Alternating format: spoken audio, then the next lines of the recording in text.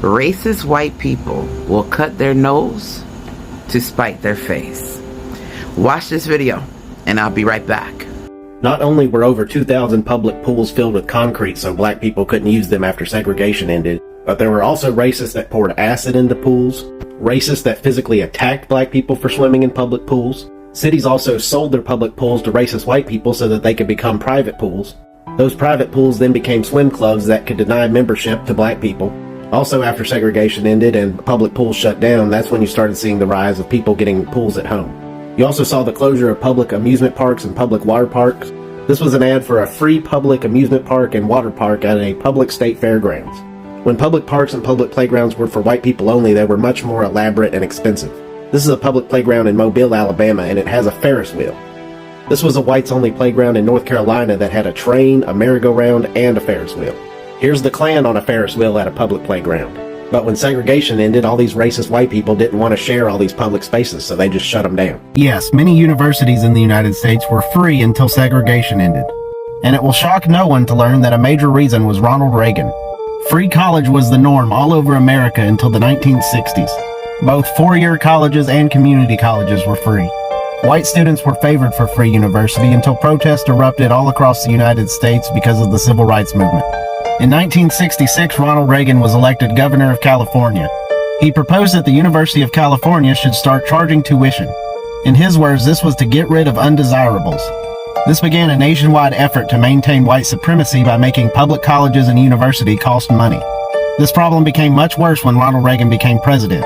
By the 1990s, every former public university started charging tuition. Since then, student debt has skyrocketed. They even did it with healthcare. Watch this video, and I'll be right back.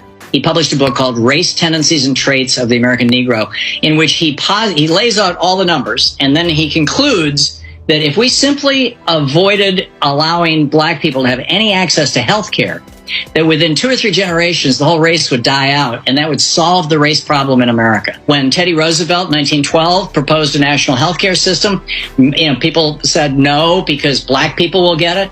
When Franklin Roosevelt proposed a national health care system, it was the same thing. We don't want black people to get it. When Truman tried it in 47, same thing. Don't want black people to get it. We have to figure out a way to keep black people from using Medicare. And the way that they came up with was to have a 20% hole, a gap in Medicare, so that you had to pay 20% of your doctor's bill and your hospital bill, and that would discourage poor black people from showing up at the hospitals. Nearly 100% of the reason why the United States is the only country in the world that doesn't define healthcare as a right is because of racism. He published a book called Race, Tendencies, and Traits of the American Negro.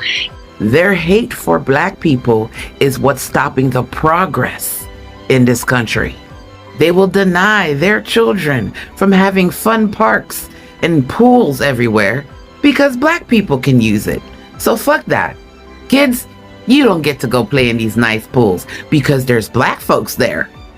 They will deny their children great education that was free because black people can get the same education. So you know what, guys? Let's pay hundreds of thousands of dollars worth of student loans so you can go to school, so we can keep the black folks out. And now we have one of the highest student debt problems in this country in 2023. They would prefer to spend millions of dollars as a collective for health care because black folks would be able to use the same health care they use if we make it universal. So fuck that. Let's go into debt. Let's just lose everything just so that black folks can have health care. Racist white folks will cut their nose to spite their face because they are consumed by hate, and they don't even understand why they hate.